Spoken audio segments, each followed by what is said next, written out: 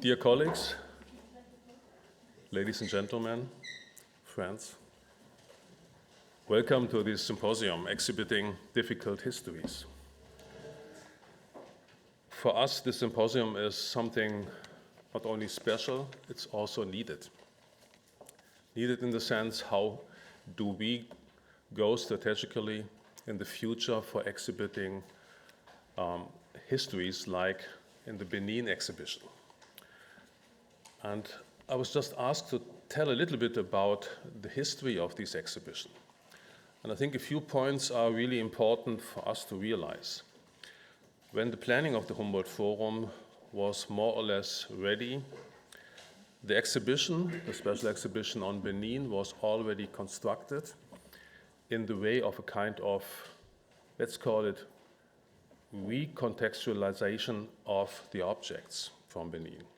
So we had in the first room kind of installation for all the Benin plaques, like it would be in the palace. We had the kind of altar in the second room, also like it would be in the palace. And considering this kind of exhibition architecture, we decided in a very short notice, that means half a year before the opening, that we are not going to establish a strategy on exhibition in the way of recontextualization. This meant we had to change the exhibition completely. But the most important thing, especially for me, was that we were talking about objects which are in a context of colonial history, and we were just negotiating the possibility of restitution. I don't go into detail about the topic of restitution of these objects, but for us the whole process was so important that we decided we are just reconstructing the whole exhibition as such. This meant the first room was decided to display the discourse on restitution, on ownership, and we said we have to get all the different voices from the actors involved in this process. And this is what you see there today. We have our partners from Nigeria, also from Germany, different partners from the Benin Dialogue Group, something I definitely have to mention here in a very strong way. The Benin Dialogue Group just helped us a lot in the whole process. Also, the discussion in Germany was going on. And these different voices for us gives a picture on the whole discourse, the discussions happened in 2022. We made these interviews just a few months before the opening, so they were very fresh at this time. And in the first stage, we didn't have an object for this room. I'll come to this a little bit later. So we said that these installations for the plugs have to be reconstructed for video screens. And if you've seen the installation, it's something which is not made randomly. It was really kind of choreography, how the faces are moving, listening to each other. This was something which was really important in the case of displaying a discourse, kind of conversation with each other. And this again is something which we are still doing. And we also just involve our international partners. This is what you see here in the symposium.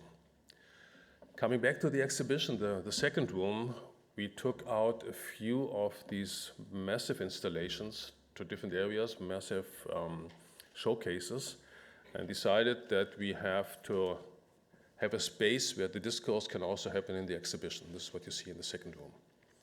We involved education parts.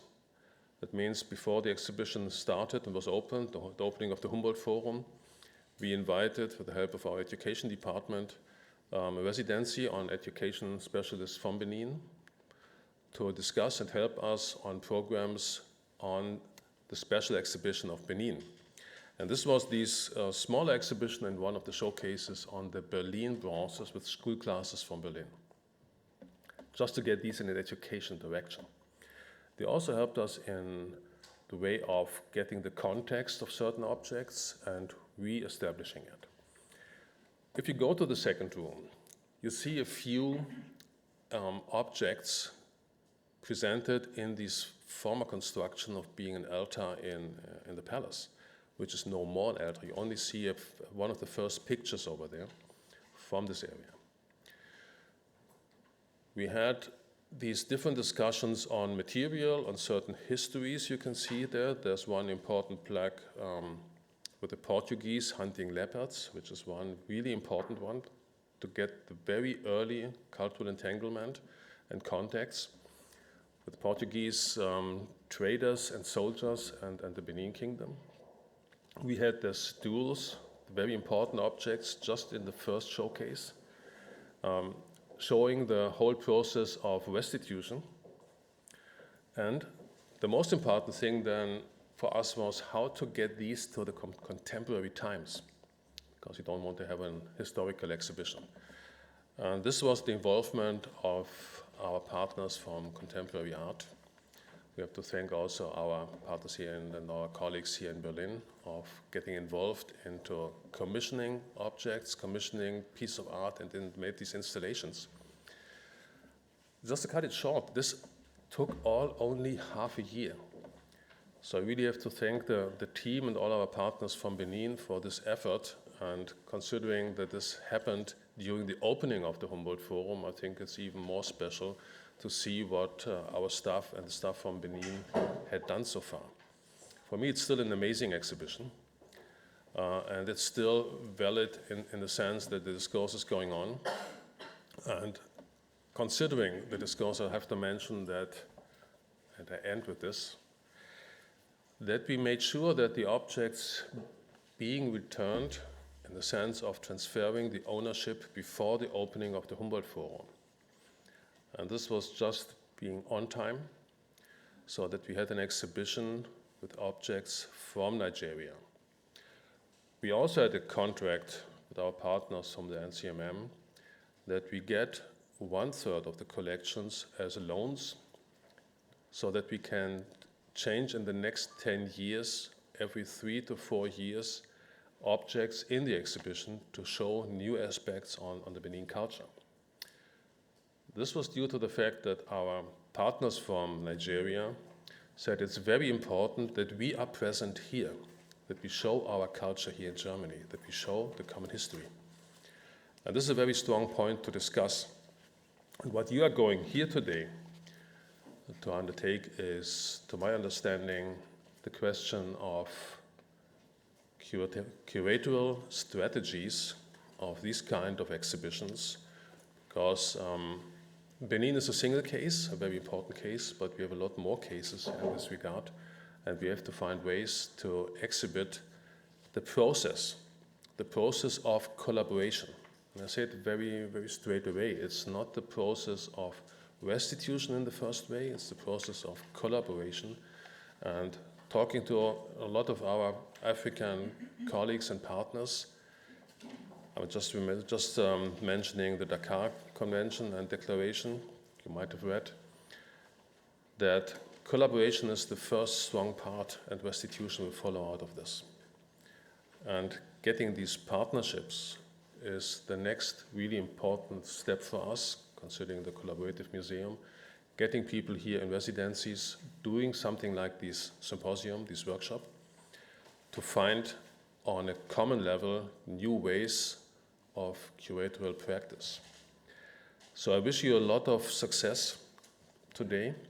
I also have to mention that we are just opening 2 showcases tomorrow in the Benin exhibition, and I'm very happy that we are just so international here.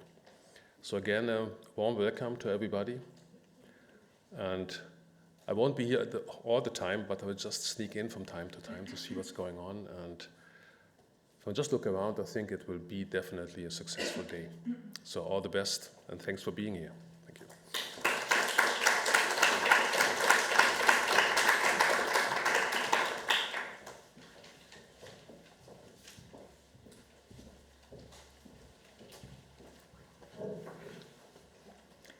Yeah, thank you, Mr. Koch, for your warm words for the opening of the symposium. We are very welcome We are very happy to welcome you to our conference exhibiting difficult histories, Benin objects and their potential for new forms of representation. We are delighted that so many of you were able to join us in the Humboldt Forum today and greatly appreciate those of you who are joining us online. Let us provide a brief introduction into the topics of the day. The Benin bronzes, looted in large numbers in 1897, occupy a unique place in the debate surrounding the decolonization of museums. Ethnological museums, in their inventories in particular, have been criticized for holding objects that were stolen or acquired in colonial contexts. As museums with ethnological so-called collections are calling for a confrontation with their colonial legacies, the discussion also focuses on their transformation. What is the future significance of ethnological museums, and what is their social relevance? These are questions that are being asked. The Berlin Museum is among those that profited from the colonial system and forcibly acquired objects. After the founding director of Hamburg's Museum für Kunst und Gewerbe, Justus Brinkmann, lectured on a number of cast brass works, Felix von Luschan became obsessed with them. Von Luschan was the curator at the Königliches Museum für Völkerkunde in Berlin at the time. He became enamored with the idea of gaining a large and important collection for the Royal Prussian Museum. He contacted British dealers and sought to acquire objects from auctions in London. But to obtain as many objects as he could, and as many of them as possible directly from Western Africa itself, he reached out to his contacts in Africa. As a result of Luschan's efforts, Berlin assembled a collection of more than 600 objects and became a linchpin in spreading the fever for objects from Benin to other museums and collectors. Ever since Luschan's time, in Western museum contexts, the Benin artworks have been celebrated as highlights from the African continent. However, critical voices, mainly from the African continent, declared their presence in these contexts as a sign of colonial injustice. Eventually, the ongoing post-colonial critique impacted the museums in Europe and America. So since 2010, the Ethnologisches Museum Berlin has been a member of the Benin Dialogue Group, within which museums in Europe and their Nigerian partners negotiated the restitution of Benin objects. These discussions have laid foundation to the governmental decision to transfer the ownership of all objects held in German museums. This included all 512 objects in Berlin that survived the Second World War and facilitated the physical return of the first pieces to Nigeria in 2022. By mutual agreement with the Nigerian partners, a third of the collection's artworks will remain in Berlin to be exhibited as loan, as Mr. Koch said earlier. So restitution is an attempt to redress colonial injustice. The decision-making process surrounding it is always complex and physically and politically charged. It has been and will continue to be much debated, but it is not the focus of our symposium. From our point of view, restitution is certainly a significant step towards reconciling the violent histories with which these collections are intertwined. But a question of equal importance to us as museum curators is, how do we use the artworks in exhibitions to illuminate their painful history without reducing them solely to witnesses of colonial atrocity? What strategies can we, in collaboration with our Nigerian partners, devise to draw out the broad spectrum of the artwork's political, religious, social, and aesthetic functions and shifting meanings? And how do we exhibit Benin's involvement in global historical entanglements, such as the trade in enslaved people that favored the production of the brass works? This panel thus focuses on the display of Benin objects in current exhibitions and their potential for new forms of representation. When preparing this conference, we took our experience as curators of the Benin exhibition in Berlin as point of departure. Let us briefly recap. When in 2022 it was decided to return the objects to Nigeria, we were confronted with multiple challenges. How many objects and what objects would remain in Berlin? How would our Nigerian partners want us to present them? An already planned exhibition of more than 200 objects had become a hindrance and cause of anxiety. Surely it would no longer withstand the heightened attention of a critical public. So we shredded our plan and started over. Where could we place the focus instead? Opinions and expectations diverged. In the end, we took a process-oriented approach, intending for it to mirror the highly dynamic public discussion and leave space for collaboration and revision. The exhibition conveys the history of the colonial plundering and recounts the collection's history shared between Benin City and Berlin, while making reference to the artwork's restitution. In its current form, the exhibition, subject to further revision, touches on the artistic character of the historical objects on display, while also addressing their respective materiality as bearers of memory and ritual inventory. In short, the exhibition looks at the Benin bronzes from a viewpoint of their significance for a global art history.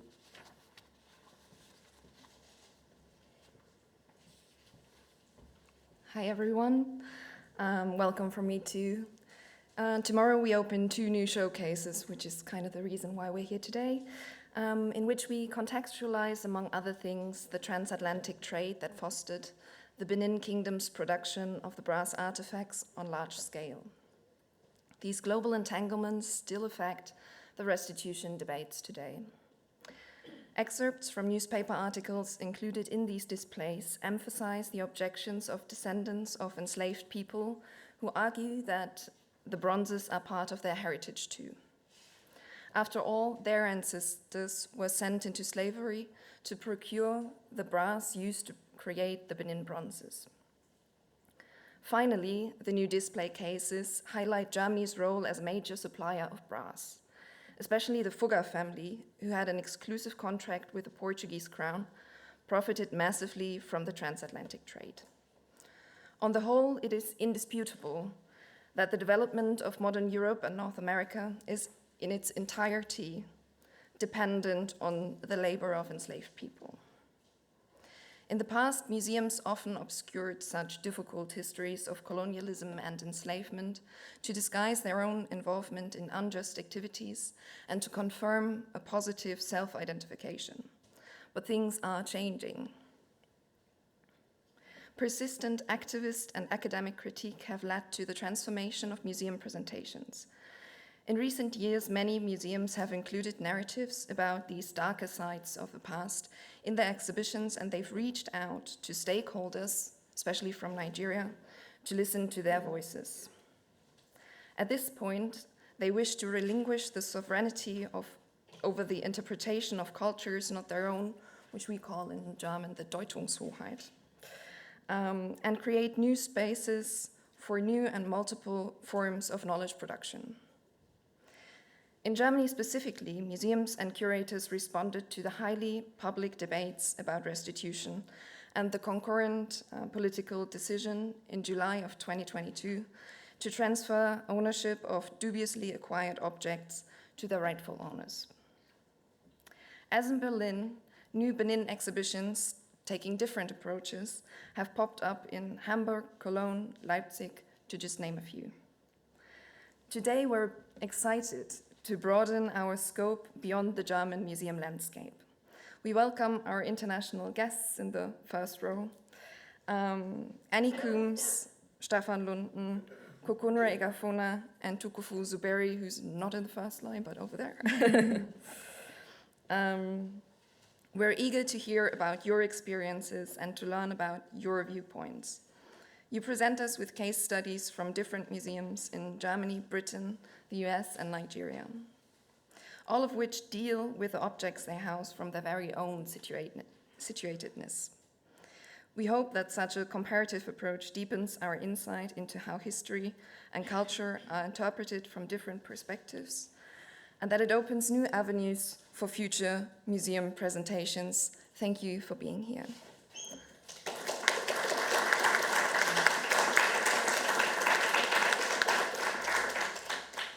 Furthermore, we would like to introduce Jamie Dow, first row as well, who's a provenance researcher at the Ellendorff Museums in Mannheim, and he kindly agreed to serve as our discussant today. Our esteemed colleague, Gitti Salami, first row, who will be moderating this event with us. Today we're also joined by Gina Knapp, although I think she's running a bit late, and Constanza Parigi over here, who are documenting the event, and by our colleagues Carsten Neubert and Michael Hauschke, who provide technical support. We thank you very much for your well-needed help.